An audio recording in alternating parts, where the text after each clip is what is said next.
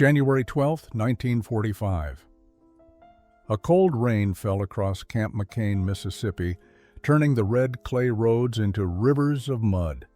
Inside the women's barracks of this hastily converted prisoner of war facility, 23 German women stood at attention, their gray auxiliary uniforms hanging loose on frames that had grown thin during months of wartime deprivation and the long journey across the Atlantic. They had been captured in France during the final chaotic weeks of the German retreat. Members of the Women's Auxiliary Corps who had served as radio operators, clerks, and medical assistants for the Wehrmacht.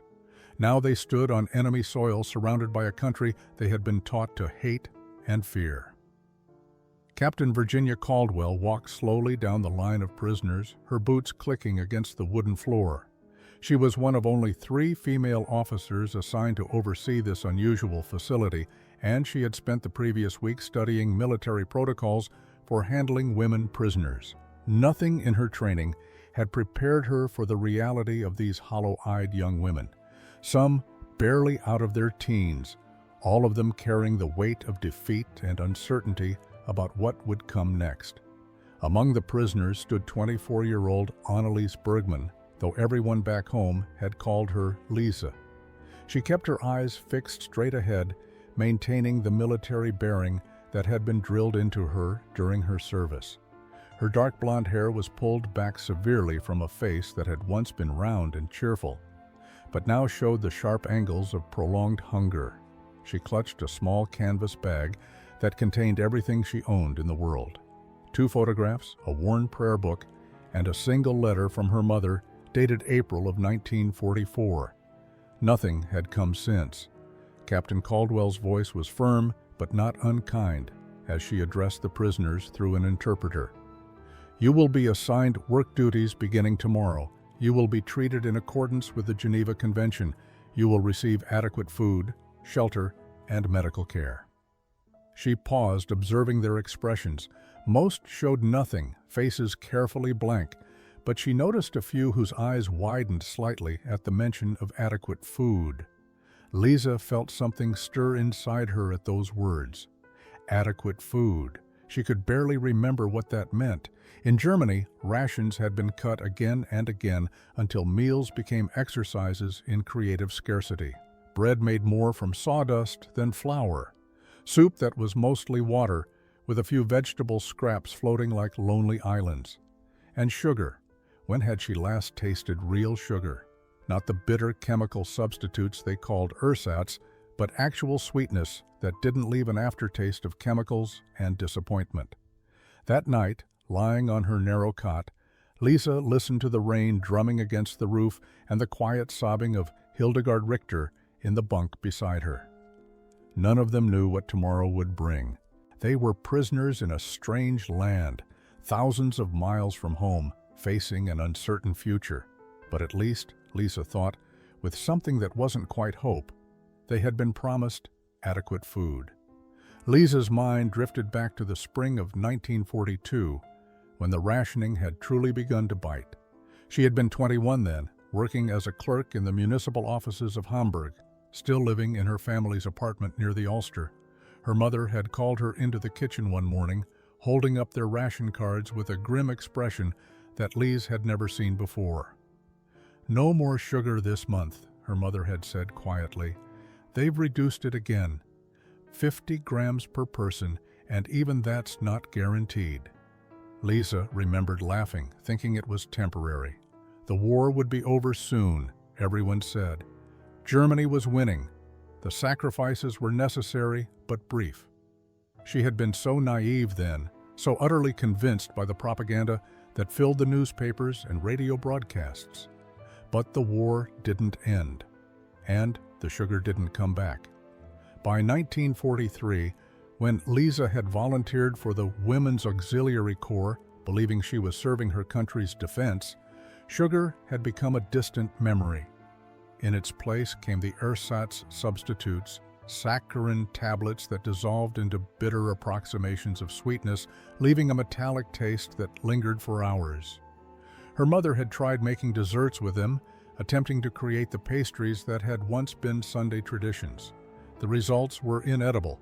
but they had eaten them anyway, pretending not to notice the wrongness. Lizzie remembered her younger sister Clara's birthday in October of 1943. She had been granted brief leave and returned home to find their apartment smaller somehow, darker. Clara had turned 16, and their mother had saved rations for weeks to make a cake. When they cut into it, the interior was dense and gray, sweetened with saccharin and stretched with potato flour. Clara had taken one bite, and tears had rolled down her cheeks, not tears of gratitude, but of loss for all the birthday cakes that had come before, the ones with real sugar and butter and eggs, the ones that had tasted like celebration instead of deprivation. "I can't even remember what real cake tastes like," Clara had whispered. Lisa had held her sister's hand across the table, unable to offer comfort because she couldn't remember either. The taste of actual sweetness had faded from memory, replaced by the chemical bitterness of substitutes and the constant gnawing hunger that had become their normal state. By 1944, even the ersatz sugar had become scarce. Coffee had long since disappeared, replaced by roasted acorns ground into a brown powder that bore no resemblance to the real thing. Chocolate was a fantasy from another life. Lise had been stationed in France by then, working in communications, and even there, in occupied territory, German rations were meager. The French civilians they encountered looked at them with hatred, but also with a kind of grim satisfaction, as if they knew that the occupiers were starving too. Now, lying in an American prison camp, Lisa tried to imagine what adequate food might actually mean. Would there be real bread, real coffee? She didn't dare let herself hope for sugar. That belonged to a world that no longer existed, a world before the war had stripped away everything sweet. The women's first work assignment came the morning after their arrival. Captain Caldwell announced that they would be rotating through various duties, but the initial group would begin in the kitchen facility. Lisa found herself assigned alongside Hilda, Elfie, and Mina, following Corporal Floyd Mercer down a muddy path toward a large wooden building that smelled impossibly of cooking food. Private Roscoe Tate stood waiting inside, a tall man from rural Alabama with kind eyes and hands scarred from years of farm work. He looked the four German women up and down, noting their thin frames and cautious expressions, then gestured toward the industrial stoves and preparation tables. Through halting communication, a mixture of basic German phrases and hand gestures, he explained their duties: peeling potatoes, washing dishes, preparing vegetables for the evening meal. But what stunned the women into silence was the sheer abundance surrounding them: sacks of flour stacked against the walls, crates of fresh eggs, bins of potatoes that weren't half-rotten or sprouting. Real coffee, the smell so rich and unfamiliar after years of acorn substitute that Lisa felt tears spring to her eyes. And sugar. 50-pound bags of actual white sugar, sitting openly on shelves like something ordinary rather than the precious commodity it had become in their memories. Hilda made a small sound in her throat, barely audible. Elfie's hands trembled as she reached for a potato peeler. Mina simply stared, her face blank with shock. Lisa forced herself to look away from the sugar, focusing on the task at hand, but her mind reeled with calculations. One of those bags contained more sugar than her entire neighborhood in Hamburg had seen in the past 2 years. Private Tate noticed their reactions but said nothing, simply showing them how he wanted the potatoes prepared. As they worked, Lisa watched him pull out ingredients for the evening meal with casual abundance that seemed almost obscene. He cracked a dozen eggs without counting, added butter to a pan with a generous hand, and when some flour spilled onto the floor, he simply swept it away rather than carefully gathering every precious grain. The waste horrified her. Back home, her mother would have wept over a single spilled egg. Here, abundance was so complete that accidents barely registered. Corporal Mercer entered, carrying more supplies, and Lisa heard him joke with Private Tate about whether they had enough bacon for breakfast. Enough bacon. As if having enough of anything was a reasonable expectation. During their lunch break, the women were given plates of food that contained more calories than they had typically eaten in an entire day back in Germany. Real bread with actual butter. Vegetable soup thick with ingredients. Coffee that tasted like coffee. They ate in silence, each bite a reminder of everything they had lost, everything their country had been unable to provide while promising victory. That afternoon, Sergeant Otis Pemberton arrived in the kitchen carrying 2 large boxes, and everything changed. Sergeant Otis Pemberton was a stocky man from Tennessee with a handlebar mustache and a reputation for fairness among the guards.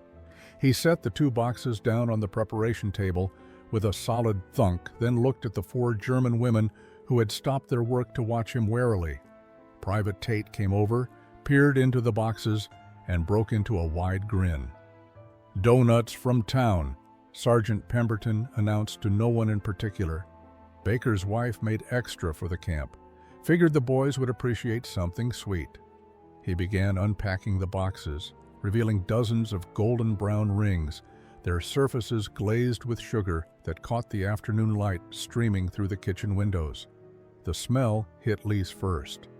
It was beyond anything she could have imagined after 3 years of deprivation.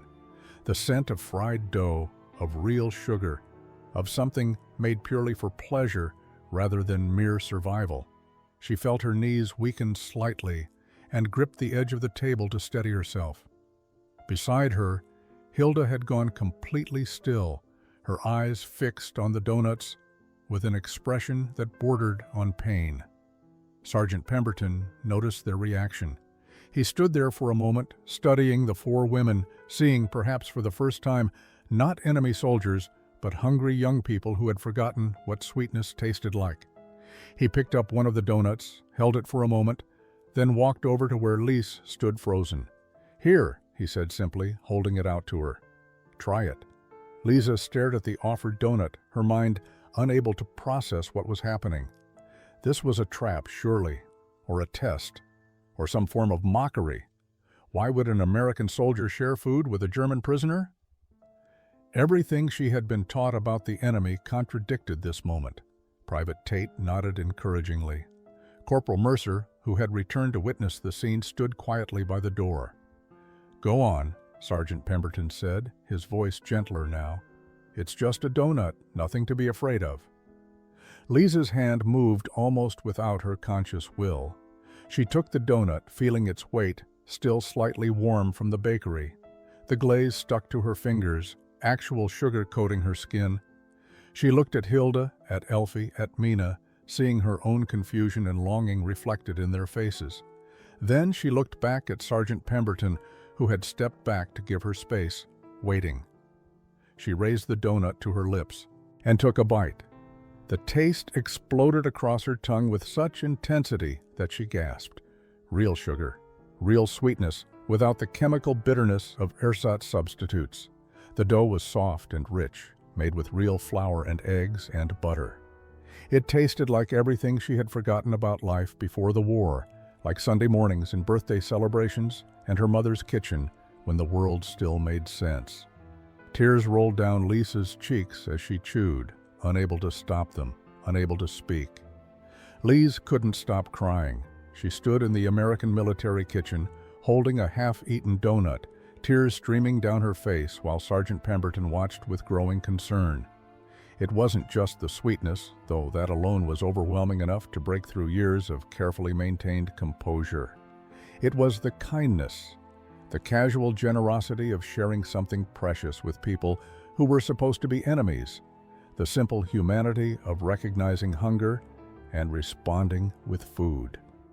Hilda began crying next, then Elfie, and finally even stoic Mina's eyes filled with tears. Sergeant Pemberton looked alarmed now, clearly not having anticipated this reaction.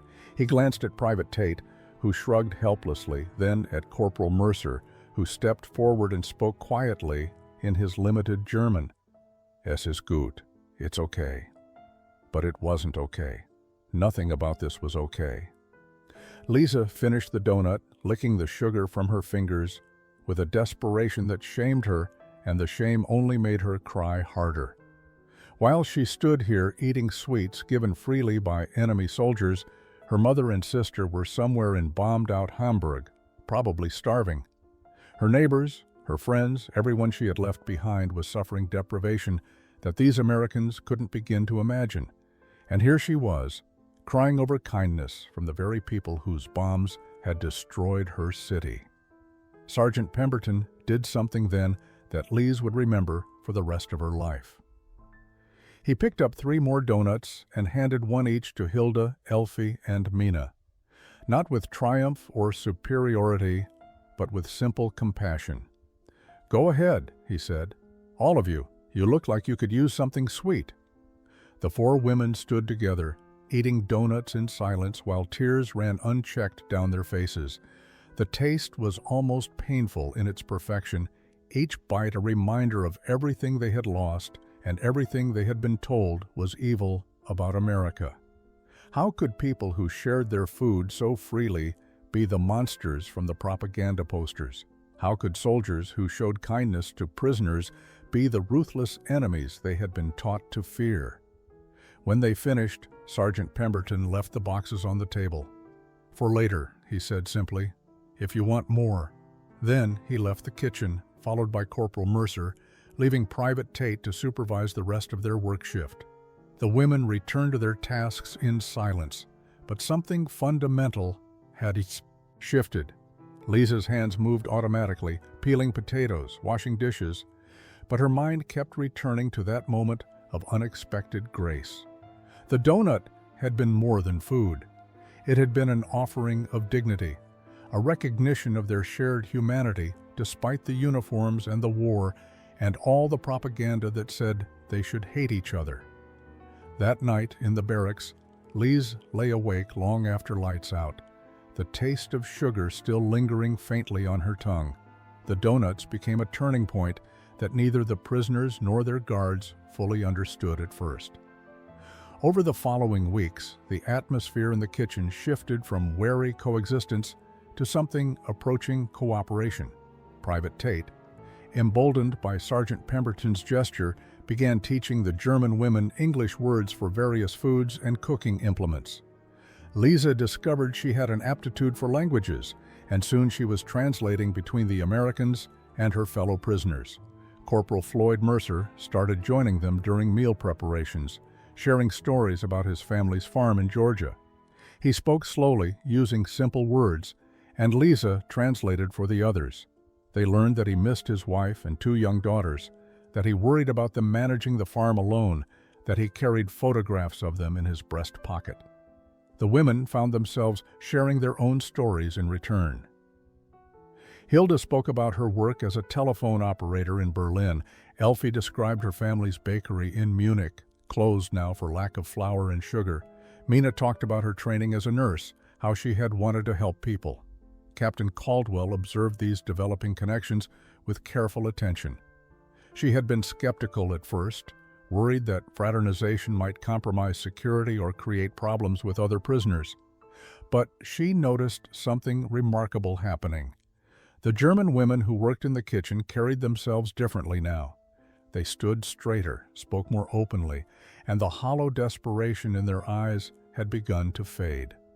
More importantly, they worked harder and more efficiently than prisoners motivated purely by fear or duty. One afternoon in early March, Private Tate brought ingredients for making biscuits and decided to teach the German women the recipe. Lise watched as he measured flour with the same casual abundance she had witnessed that first day, adding butter and buttermilk and a generous amount of sugar. He shaped the dough and placed the rounds on a baking sheet, then stepped back and gestured for them to try. Hilda went first, her hands tentative as she formed the dough. Years of scarcity had taught her to work with precise economy, using every scrap, wasting nothing. Private Tate shook his head and demonstrated again, showing her the generous portions, the relaxed technique. "Plenty more where that came from," he said, gesturing to the supply shelves. The concept seemed almost impossible to grasp. Plenty more. These words had lost meaning during the war years. But here in this American kitchen, they were simple facts. There was enough flour for mistakes, enough sugar for learning, enough food that sharing it with prisoners didn't mean someone else would go hungry. When the biscuits came out of the oven, golden and steaming, Private Tate split one open and added butter that melted into the tender crumb. He handed it to Lisa with the same casual kindness that Sergeant Pemberton had shown with the doughnut. "Try your handiwork," he said. The biscuit was delicious, and this time Lisa managed to eat it without crying. April brought warmer weather to Mississippi and news that shattered whatever remained of the German women's understanding of their own country. The Americans had liberated concentration camps in Germany, and photographs were appearing in newspapers, images so horrific that many refused to believe they were real. Captain Caldwell made the difficult decision to share these reports with the German prisoners, believing they had a right to know what had been done in their nation's name. Lisa sat in the camp's small library, staring at a newspaper photograph that her mind struggled to comprehend. Skeletal figures behind barbed wire, their eyes hollow with suffering that made her own wartime hunger seem trivial by comparison. Piles of emaciated bodies, crematoria, gas chambers. The article described places called Buchenwald, Dachau, Bergen-Belsen, camps that had existed within Germany itself while she had been serving the Wehrmacht, believing she was part of a defensive war, believing the propaganda about protecting the fatherland. Hilda found her there, trembling, as she read. "Lisa," she whispered in German, her voice breaking. "Is this real? Did our country really do these things?" Other women gathered around the newspapers, their faces reflecting the same horror and disbelief. These were not hardened Nazi ideologues, but ordinary young women who had joined auxiliary services believing they were answering their country's call to defense. Now they confronted the possibility that they had been part of something monstrous beyond imagination. Elfie began sobbing, great heaving cries that shook her entire body. "My brother," she gasped. "My brother was SS. He told me he was doing administrative work. What if he was part of this?" Mina put her arms around Elfie, but her own face was ashen with shock. She had served in military hospitals, tending wounded German soldiers. Had she been supporting this? Had every bandage she wrapped, every soldier she helped heal, been in service of these atrocities? That evening, Lisa couldn't eat the dinner that had been prepared. The food that had seemed like such abundance, such unexpected blessing, now felt like ashes in her mouth. How could she accept kindness from Americans when her own country had committed horrors she couldn't begin to fathom? How could she taste sugar and feel grateful when millions had died in camps she never knew existed? Corporal Mercer found her sitting alone outside the mess hall, her head in her hands. He sat down beside her without speaking for a long moment. Finally, he said in his slow, careful English, "You didn't know." It wasn't a question. Lisa looked up at him, tears streaming down her face. "I should have known," she said. "How could I not know? I served them. I was part of it." Mercer shook his head. "You were a clerk, a girl doing what she thought was right." He pulled out a handkerchief and handed it to her. "The people who did those things, they're not you. You can't carry their sins." But Lise wasn't sure that was true. She had worn the uniform. She had believed the propaganda. May 8, 1945. Victory in Europe Day. The war that had consumed the continent for 6 years was finally over. Germany had surrendered unconditionally, and across America, celebrations erupted in streets and town squares. But in Camp McCain, Mississippi, the mood was far more complicated. For the German women prisoners, the end of the war meant facing a question that had been building since that first doughnut, since those first acts of unexpected kindness from their captors. What came next? Captain Caldwell called a meeting of all the women prisoners in the main assembly hall. She stood before them with official documents from the War Department, her expression both professional and compassionate. "Ladies," she began, speaking slowly so Lisa could translate, "the war in Europe has ended. Arrangements are being made for the repatriation of German prisoners of war. Within the next month, you will be transported back to Germany and released to return to your homes." The words should have brought relief, even joy. Freedom, home, the end of captivity.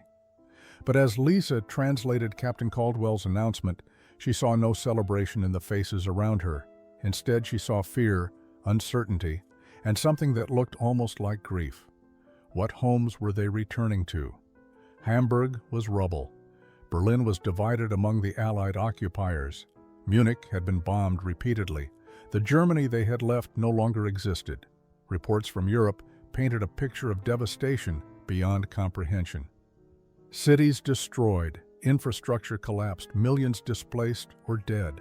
Starvation was widespread, worse than anything they had experienced during the war itself. The occupation forces were struggling to provide even basic necessities. And beyond the physical destruction lay something darker. Germans were being forced to confront their country's crimes. Those who had served the Reich in any capacity faced suspicion, shame, and in some cases, violent retribution from their own countrymen who blamed them for the catastrophe. That night, the 4 women who had shared that first donut gathered in their barracks after lights out, speaking in hushed German. "I don't want to go back," Hilda said quietly, voicing what they had all been thinking, but were afraid to say aloud. "My entire family is dead. My city is destroyed. What is there to return to?" Elfie nodded, tears in her eyes. "We will be seen as failures, as soldiers who were captured by the enemy. They will say we were corrupted by American propaganda." Mina, always the most practical, spoke what seemed impossible. "What if we asked to stay?" The words hung in the darkness like something dangerous and forbidden. Prisoners of war didn't ask to remain with their captors. That wasn't how it worked. The Geneva Convention provided for their repatriation, not for their immigration. But as Lisa lay awake that night, she couldn't stop thinking about it. Here, in this enemy prison camp, she had found something she never expected. She had found dignity in her work. She had found kindness from people she was supposed to hate. She had discovered that Americans weren't the monsters from propaganda posters, but ordinary people, capable of extraordinary compassion. She had tasted sugar again, yes, but more importantly, she had tasted hope for who she might become rather than remain trapped by who she had been. The question wasn't whether returning to Germany would be difficult. The question was whether she had the courage to choose a different path entirely. The morning of May 22nd arrived with unusual tension in Camp McCain. Captain Caldwell had called an assembly to finalize repatriation procedures, and the 23 German women gathered in the main hall with faces that reflected weeks of internal struggle. But before the captain could begin her official announcement, Lisa stood up, her legs shaking, but her voice steady. She had been chosen by the others to speak, to voice the request that seemed both impossible and necessary. "Captain Caldwell," she said in careful English, each word measured and deliberate, "may I speak for some of us?" The captain looked surprised but nodded permission. Lisa glanced back at the women behind her. Hilda, Elfie, and Mina stood as well, along with 3 others who had worked in various camp facilities. 7 women total, rising together in a gesture of solidarity that they knew would change their lives forever. "We have been talking among ourselves for many weeks," Lisa continued, her accent thick, but her meaning clear. "Some of us do not wish to return to Germany immediately. We understand this is unusual. We understand we are prisoners of war and that the Geneva Convention provides for our repatriation. But we are asking if there is any possibility, any legal way, for us to remain in America instead." The words created a ripple of shock through the room. American guards exchanged confused glances. Even some of the other German prisoners looked surprised, though many nodded in understanding. Captain Caldwell stood speechless for a moment, clearly never having anticipated prisoners requesting to stay in captivity rather than accept their freedom. "I need to understand what you're asking," Captain Caldwell said slowly. "You want to remain here as prisoners?" Lisa shook her head. "Not as prisoners, Captain. We are asking if we can stay in America as displaced persons. We wish to work, to contribute, to build new lives here, if that is legally possible." She paused, gathering courage for what came next. "The Germany we are being sent back to is not our home anymore. The country we served, we discovered, was not the country we believed in. Here, we have been treated with more dignity as enemies than we had as citizens of the Reich." Hilda spoke next, her English less confident but equally sincere. "My family is dead. My city is rubble. In Germany, I will be seen as a failure, as someone corrupted by the enemy. Here, I have learned what it means to be treated as a human being."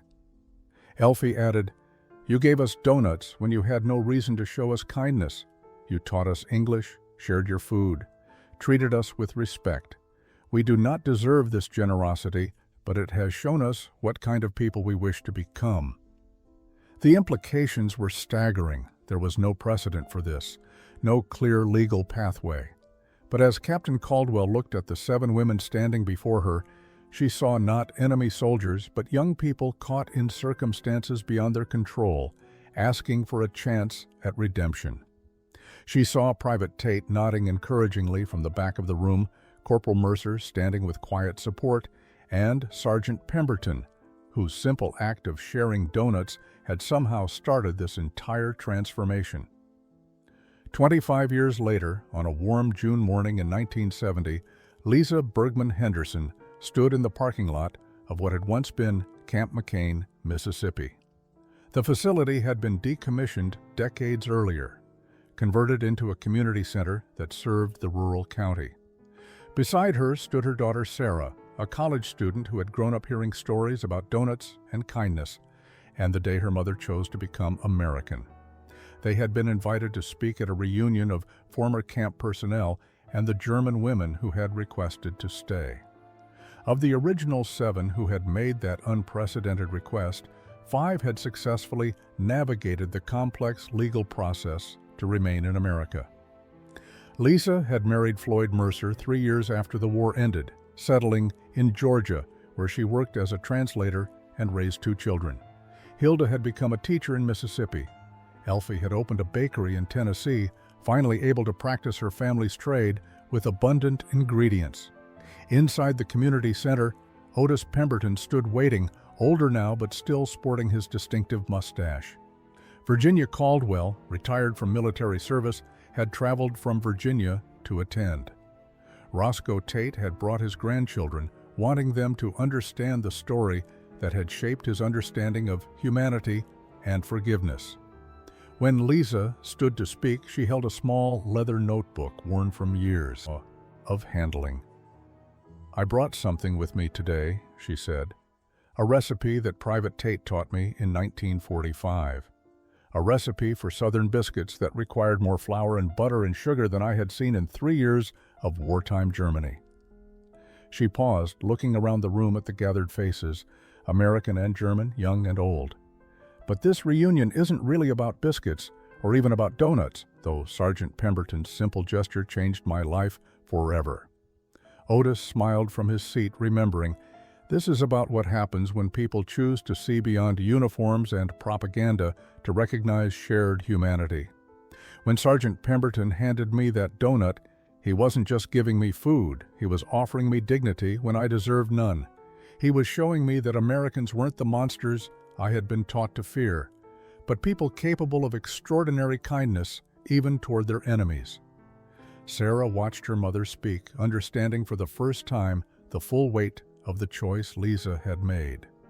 To stay had meant never seeing Hamburg again, never reconnecting with distant relatives, living forever, with the complicated identity of a German who became American, a former enemy who became a citizen. But it had also meant choosing hope over despair, redemption over resignation, and the possibility of becoming someone better than she had been. Lisa concluded by reading from her notebook the recipe Private Tate had taught her, each measurement a reminder of abundance freely shared. The real recipe, she said, isn't for biscuits. It's for reconciliation. The ingredients are simple: recognition of our shared humanity, willingness to offer kindness even to enemies, and the courage to choose transformation over hatred.